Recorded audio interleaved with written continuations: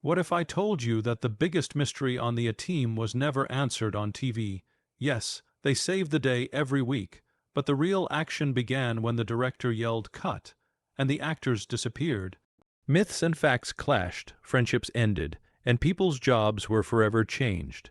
Because of pride to cause harm or something no one saw coming. Wait until you see what really happened behind the scenes of the A-Team. It's more exciting than anything that came out of that famous black van. Find out why these stars really quit the A-Team. People watched a lot of TV in the 1980s, and the A-Team was one of the most popular shows. It had everything from heroes to prisoners. The way it was said was not subtle. Every week, this show gave us a rush of adrenaline with car chases, grenade explosions, and one-liners that could be heard in break rooms and parks. A lot of people watched every Tuesday night to see if Hannibal Smith's plan would work. What if B.A. Baracus would ever get on a plane? What if duct tape, a welding torch, and a little attitude could fix everything?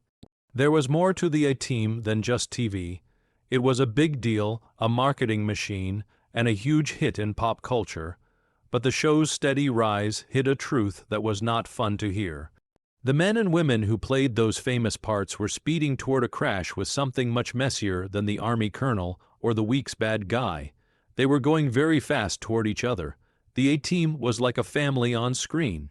They were a time bomb of egos, complaints, and personal goals when they weren't on screen. It was a dream come true for them to go from struggling artists to TV stars. But what started out as friendship fell apart slowly in front of everyone. The thing the A-Team made was an act of bravado in and of itself. It was Stephen J. Cannell's dream to make a show that would break the rules and turn old TV tropes on their heads. The pitch for the show was crazy. It was wrongly thought that 4 Vietnam soldiers were driving around America in a black van, righting wrongs and living by their own code. The network suits didn't trust Cannell, but he was a force of nature. It was a race to find the best action actors once NBC finally said yes. It wasn't just luck that they got the right players. They had to fight for them. As the master strategist Colonel John Hannibal Smith, George Peppard, who was already a Hollywood star, was cast. With his silver hair and sly grin, he made the team feel good. Dirk Benedict was picked to play Templeton Faceman Peck, the team's con artist who talks things down. With his wild, crazy energy, Dwight Schultz beat out more standard candidates to play the unpredictable pilot howling Mad Murdoch. Then there was Mr. T. Mr. T was different from everyone else on TV. People knew him as Bob Baracus, but his real name was Lawrence Chirot. Gold chains, the haircut, muscle, attitude, and catchphrases that people all over the country used every day. Mr. T was the heartbeat of the A-Team, but no one could have imagined how quickly he would go from being a sidekick to a hero, or how much trouble that would cause behind the scenes. The A-Team's first season went by very quickly.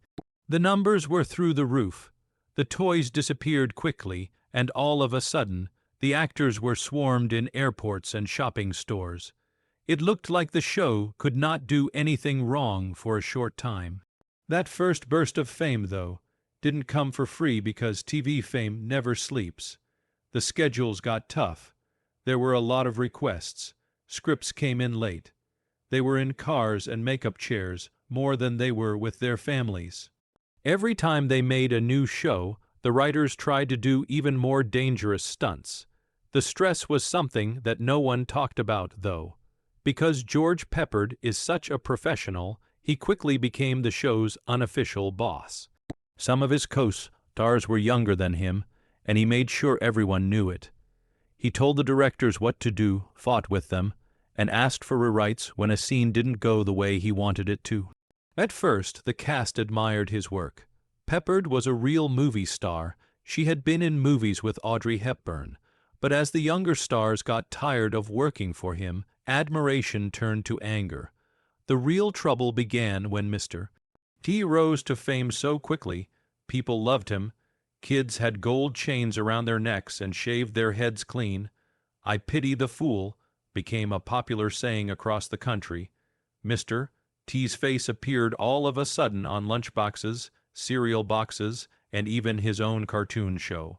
He was a huge hit for NBC. Peppered, on the other hand, saw the change in attention as a clear threat. The network insisted on giving Mr. T more screen time, which started a power struggle that would never end. Peppered thought he should be the main thing in every show. As the years went by, it became harder to hide these conflicts. It was rare for Peppered and Mr. T to talk when the cameras were running. Dirk Benedict, who played Face, said that the set was full of quiet and sideways looks. In the end, Benedict was stuck between the two groups. He liked how Peppered was very disciplined, but he also liked how Mr. T added a lot of random energy to every scene.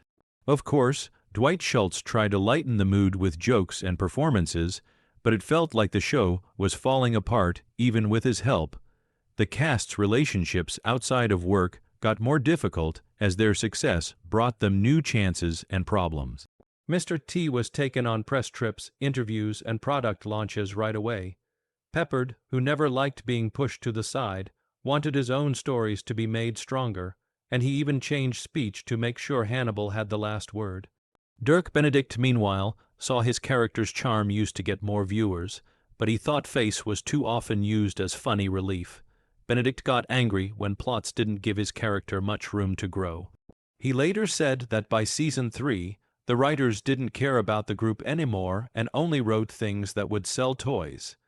Things got worse because of money. The stars were paid a lot even though the show was a huge hit.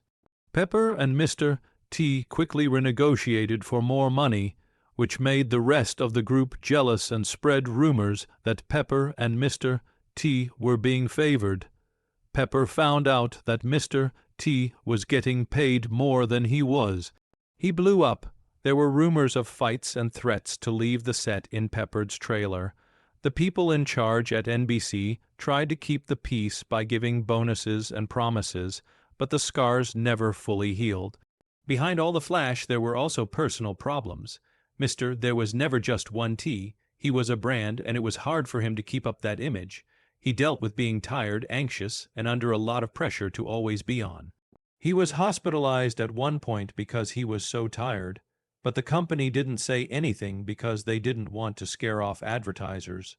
Benedict was worried about being typecast at the same time.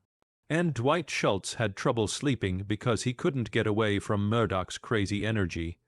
As the 4th season went on, the A-Team could no longer hide the holes in their walls. The stories became more formulaic, and people could feel the stress even if they couldn't put their finger on it. There were guest stars who came and went, but the show's main theme, a friendship put to the test by fire, was showing signs of stress. There were rumors in the press that there was fighting within the cast, that actors wouldn't do the same parts, and that they missed rehearsals. The ratings were still good, though, and the studio was keen to keep the machine going. The last blow then came. NBC wanted to give the show a new look for a new age.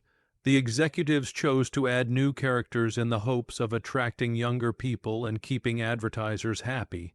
Robert Vaughn came on as the evil General Hunt Stockwell. Eddie Vees was chosen to play Frankie Dishpan Man Santana, a mechanic and expert in explosives. It never seemed to work the same way. Changes made old fans angry, and even the main cast could see what was coming. Each person left one at a time. Some actors were gently let go by being given new roles or tasks they would never come back from. Others quietly quit, unwilling to sign any new contracts because they were no longer interested in the project. It was easy to see how the team that once looked unbeatable started to fall apart. The sudden and sad loss of the A-Team caused more drama in the green room than on the field. Why did the group fall apart so quickly after being so close? Was it fame, money, pride, or just bad luck? In reality, all of these things happened. A perfect storm of desire, bad management, and the weight of expectations that are too high. The A-Team changed TV for good. But the people who made it great paid the real price. They would never be the same again after getting out of that van together. Still, millions of fans believe that the A-Team can't be beat. The old shows are still on. You're still pumped up by the theme song. The idea of the unbeatable squad is still true. But just out of sight, the real story was going on behind every joke, every blast, and every plan that worked. The team's main goal, which was to stay alive, disappeared in the smoke. The A-Team was based on the idea that 4 fugitives were up against the whole world, but it was the real world of Hollywood that split the group. Most people who watched never knew that the planned chaos on screen was nothing compared to what happened when the cameras stopped running. It was already getting bad by the time the second and third seasons became big hits on TV. Every cast member was on the verge of losing it. All 4 of them are more complicated than any plot twist NBC could come up with. At the heart of the falling apart was a Hollywood truth that almost always comes out. Egos get bigger when the show gets bigger. For George Peppard, the lines of battle were set early on. When he joined the A-Team, he was hoping to get top billing, creative freedom, and the respect that had been gained over decades. TV, on the other hand, is a game for kids. Soon, people were cheering for a different kind of star. Mr. T did more than just change how the show was going. He changed how TV works. With each talk, show performance, and merchandise deal, the A-Team went from being Peppard's old-school war story to a place where crazy people could hang out. As the episodes went on, things between Peppard and Mr. T got worse. At first glance, it looked like Hannibal and B.A. worked together to catch bad guys and trick the military police. Off-camera, though, Peppard was angry about how famous Mr. T was becoming. He didn't like that NBC thought Mr. T was the key to the show's success. Of course, Peppard thought he should be the only boss. That was no secret. On some days, Peppard wouldn't talk to Mr. T directly unless someone else delivered the message. Film directors have been in situations where they had to teach 2 grown men how to share a frame without rolling their eyes at each other more than once. Because the directors wanted to keep the team together so badly, they learned how to negotiate like pros. Plans were changed, lines were redone, and sometimes whole scenes had to be filmed twice. Once with Peppard and once with Mr. T to keep things from getting too dramatic. However, the cracks got worse. It got so bad that even normal talks about scripts turned into fights. The set was full of rumors that spread like flames. Some crew members say that they began betting on who would blow up first, Peppard's cold looks or Mr. T, who was always ready to fight. No one really agrees on who was right years later, but everyone agrees that it was a lot of work. Even though Dirk Benedict talked very well on screen, he got caught in the middle of the fight. He came to work every day determined to make the process fun, but even he couldn't ignore the pull that was getting stronger. His role as face was to be the team's jokester and con artist, always ready with a smile or a smart trick. But the truth was that Benedict often felt like he wasn't being seen because of Peppard's requests and Mr. T's catchphrases. At times, Benedict would try to suggest a new way for his character to be seen, but the idea would be brushed off. In the end, he said that the show's huge popularity was both a good and bad thing. He was able to keep his job, but he never really felt like it was his own. But it wasn't just who had the most screen time that made things tense. Even though there were explosions and fights on the A-Team, it was also about a family of actors who were having a hard time with the expectations of fame. Mr. T was the one who took the most heat. He made a tough, unyielding, and fearless image for B.A., and that persona became his shield against the world. But fame changes quickly. Kids loved him, but adults weren't sure how good he was at playing. Journalists made fun of his personality for being bigger than life, and other companies made him offers he couldn't refuse. There was a time when it looked like Mr. T might quit the show for good. The company was afraid of losing its big star, so it gave him lots of perks, bonuses, and work that was almost too much to handle. The constant speed started to wear them down. Mr. T began to arrive late, and he was sometimes too tired to put on his famous chains. It became normal for production to be late, and the company was ready for fresh surprises every day. At one point, the show's creators thought about using body doubles in action scenes just to keep things going. But the fact that Mr. T wouldn't quit made him famous in and of itself. He would keep going even when he was sick, tired, or even hurt, because he was determined to never let down the kids who looked up to BA as their hero. Some heroes did reach their limit, though. Mr. T's protection started to show cracks in the 4th season. Benedict said that he was quieter and more distant on set, and that he sometimes seemed truly unhappy. There were wild rumors in the press that he was burned out and even having health problems, which made people wonder what his future was with the team. Fans wrote to the team. NBC called meetings for emergencies, and the show's future was uncertain for weeks. Dwight Schultz, on the other hand, avoided the worst of the ego fights. His problems were less public and more personal, though. The part of Murdoch was hard for Schultz because it was a mix of physical comedy and emotional weakness. At the end of every shoot, she was completely worn out. He felt like he had 2 lives, Murdoch on set, where things were crazy and new ideas were being made, and Dwight at home, where he was trying to find peace. At times it felt like too much pressure, especially as the show's schedule got busier and the writing became less about the characters and more about the spectacle.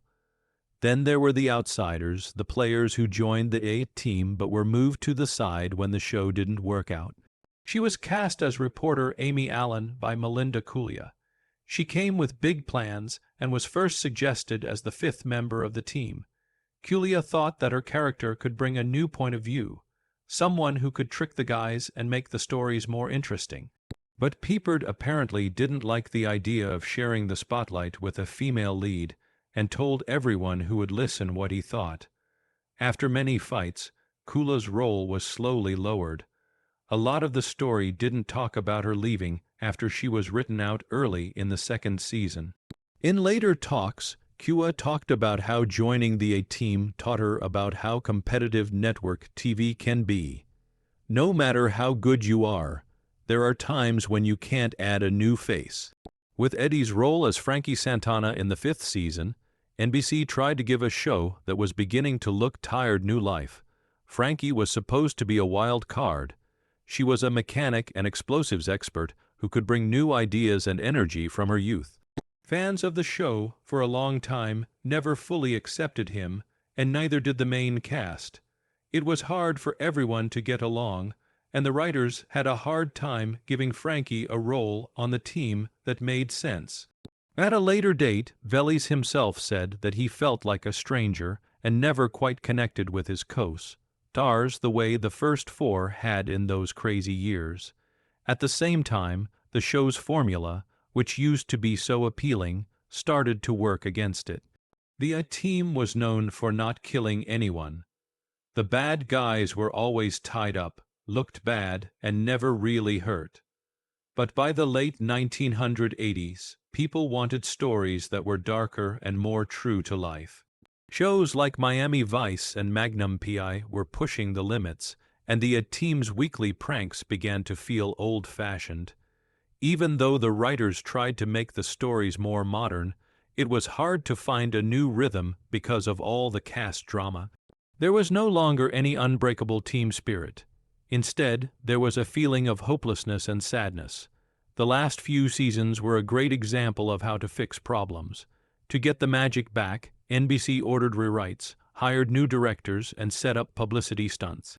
The players who were tired and disappointed started looking for ways out. Pepper had worked very hard to keep control of the show, and he was now quietly asking his agent for new parts. Always the professional Mr. T put on a brave face, but he could no longer hide how tired he was. Dirk Benedict tried to sell his own ideas for spin-offs, but no one was interested. Even though Dwight Schultz was a great comedian, he became more of a guest star in his own life, playing smaller roles as the show ended. Everyone saw what was written on the wall. The cast and crew started to talk about the good times. The crazy beginning when no one thought the show would last. At fan events, people lined up outside the building to get pictures. The chaos, fun, and friendship that got through even the worst days. The team tried to stay on the air, but nostalgia wasn't enough. There was no Hollywood ending when the curtain came down. It made fans wonder more than it answered. One of the most popular TV groups broke up. Was it because of egos, money, creative differences, or just plain being tired? It could have been any of those things. At its core, the A-Team was always a test, a high-wire act powered by luck and lightning in a bottle. The real magic wasn't in the blasts or the crazy plans. It was the way four people got along that made us believe in heroes on the run for a moment. As the van came to a final stop and the dust cleared, the A-Team's history was set. Fans still loved the show even after the stars left. The old shows are still on. The theme song still makes you feel pumped up. Every once in a while, an old interview or story from behind the scenes comes to light and makes us remember how crazy the ride really was. The team may be gone, but the story keeps going. When you think you know the whole story, wait until you see what happened to each star when the film stopped. Because there were still some of the most shocking turns and fresh starts waiting around the corner. As the last episode of the A-Team ended with the van, there was more going on than just the end credits of a hit show. It was the end of an age that had given millions of people electricity. Fans will never forget the dream of four rogue heroes speeding across America in a black van. The players, on the other hand, had to face real life without a script, explosions to hide flaws, or the safety of being in a group. Their stories got even more interesting and sad for some at this point than in any episode. It was very quiet after the A-Team, which was very loud for George Peppard, who had been great as Hannibal. Having a plan had always been his strong suit for years, but after the cameras stopped rolling, it was hard for him to find parts that fit his charisma and size. Hollywood used to respect his power, but now finds him hard to work with. Besides guest roles and made-for-TV pictures, he tried his hand at movies and TV again, but nothing stuck like Hannibal. The fact that he was on the A-Team was both a badge of pride and a burden for the rest of his life. In the years after the show, Pard's health started to get worse. He finally died in 1994, leaving behind an indelible mark as one of TV's most famous leaders, known for both his strong will on set and his difficult, sometimes contentious legacy. Dirk Benedict's journey as a post-A-Team member was not at all straight. As a face, he was the team's charming con artist, always ready with a smile and a new name. Behind the scenes, Dirk's next moves surprised everyone. He went back to his sci-fi roots with a memorable role in the original reboot of Battlestar Galactica. He brought all of Face's beloved self-aware humor with him, but like Peppard, Dirk learned that being on a famous team could have its downsides. He started going to comic cons all the time and writing books about them, which showed a rare ability to write honestly about the highs and lows of fame. He made fun of the fact that he was the good-looking guy in the van's back seat. Even though they were laughing, there was always a bit of truth in it. They knew that being famous on screen can make it harder to start over. The years after Murdoch were a time of change for Dwight Schultz. Out of everyone on the A-Team, Dwight was the most open to change. He took the same unpredictable nature that made Murdoch who he was to a new job, going from live action TV to a hugely successful voice acting career. You may have heard Schultz's voice if you've watched cartoons or played computer games in the last 20 years. It's sometimes scary, sometimes funny, but always unbelievably lively. It was easy for Schultz's smarts and crazy charm to fit in on shows like Star Trek, The Next Generation, where he had guest parts. Schultz never became a hero like he was on the A-Team, but he did become a steady, well-known figure in the entertainment business. Now that the van and the chaos aren't the only things that describe Mr. T, his story after the A-Team shows how to bounce back and start over. I pity the fool, became a famous saying because of this man. He had his toughest times off screen. He took some time away from the spotlight after the show finished to fight cancer. What could have been a tragedy was turned into a different kind of win. That's how he became an inspiring speaker. He told kids and adults to always believe in themselves, be strong, and help others. Mr. T never lost his funny side or his love of dressing in crazy ways. Besides that, he kept showing up in ads, TV spots, and even wrestling rings. He showed that strength is more than just having strong arms, though. Getting through tough times and coming back stronger is what it's about. The story of Mr. T shows that even tough people can be weak, and being weak is not a bad thing. People who joined the team later, like Eddie and Robert Vaughn, had their own kinds of problems. Vaughn, who has worked in Hollywood for a long time, gave the show's last season weight, but it never really connected with fans the way the first 4 did. The role of Frankie Santana was a crash lesson for Eddie Vell in what it takes to be a part of a legend. He kept playing and built a good career, but he could never get away from the show's glory days. Melinda Culia, who played Amy Allen, started over after leaving the show early and now writes, produces, and even paints. This shows that closing one door can sometimes open a dozen others. The story of the team sounds dramatic because it was, both on set and in the years afterward. It's not just about broken ties or Hollywood politics, though. It's about how each player found their own way after the movie was over. Some people looked for new jobs, some people found peace in simpler activities, and some people fought real problems. Many years after the show stopped, fans still got together, told stories, and even dressed up as their favorite characters at conventions. Not only did people love remembering the old shows, but they also knew that each cast member left a piece of themselves in those crazy, unlikely experiences. The twists that happened after the attention went away are even more interesting. Let's look at Dirk Benedict. He got a lot of attention for speaking out against the entertainment business. He even made fun of reboots and remakes. He once said that the trend of casting new people in famous parts was Hollywood's biggest joke. He never forgot to praise the original magic, though. Dwight Schultz, on the other hand, became an unlikely internet hero by telling stories from behind the scenes and even giving his voice to animated shows and podcasts. It became harder to tell the difference between their on-screen selves and their real lives. Each character took on some of the team's irreverence and lack of predictability. For fans, the questions that were never answered became part of the story. Was Pepper really as tough in real life as he seemed on TV? Did Mr. T and the rest of the group ever get along again after the old fights died down? There may have been friendships, rivalries, or funny times that were kept from the public eye by the tabloids. During talks, each actor talked about small parts. There was a funny story here and an honest apology there, but the truth was more complicated.